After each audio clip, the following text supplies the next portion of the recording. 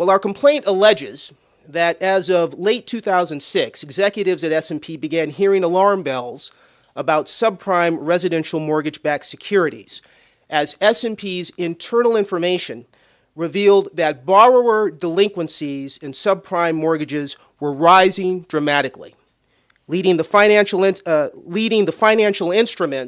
that were based on these mortgages to perform far worse than their S&P ratings suggested that they should perform. And by early 2007, S&P's own analysts had come to believe that the mortgage-backed securities, many of the mortgage-backed securities, were in trouble. They began recommending that the company start the process of lowering the credit ratings for hundreds of subprime mortgage bonds that S&P had previously rated. But S&P's business executives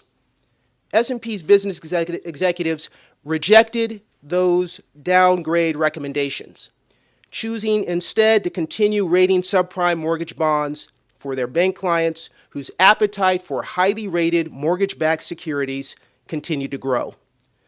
And by March 2007, we allege that S&P knew that mortgage-backed securities were in such deep trouble that unprecedented downgrades were inevitable.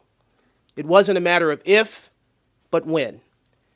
Of course, such downgrades meant that the value of subprime mortgage bonds on the books of some of S&P's most significant bank clients would be dramatically reduced.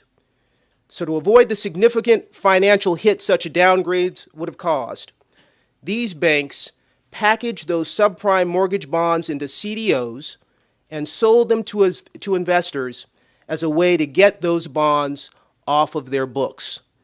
And we have evidence that S&P not only knew this is what the banks were doing, S&P helped them to do it. As our complaint explains, through the spring and summer of 2007, S&P moved at a record pace, rating hundreds of billions of dollars worth of CDOs packed with subprime mortgage bonds. Yet throughout this period, S&P made no adjustments in issuing these ratings. In fact, S&P gave AAA ratings to nearly all of the CDOs it rated during this time period.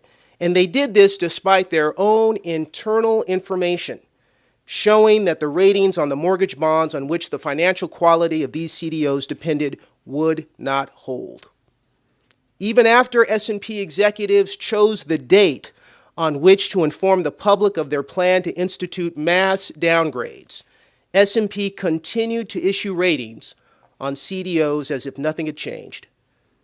On July 11, 2007, just one day before S&P publicly announced the downgrades, an internal S&P email to executives warned, quote, CDO deals that close now will be downgraded if we don't stop them. Yet on that very day, S&P rated 2 new CDOs backed by subprime bonds. In fact, S&P gave them AAA ratings, making no rating adjustments to the downgrades for the downgrades that S&P knew were inevitable and were coming. And in July 2007, S&P issued the mass downgrades it had known for months were inevitable. Soon after, credit markets in the United States and around the world collapsed. Nearly every CDO that S&P rated between March and October 2007 defaulted, and the ratings were downgraded to junk. And the failure of those CDOs led to billions of dollars in losses to federally insured financial institutions and to other investors.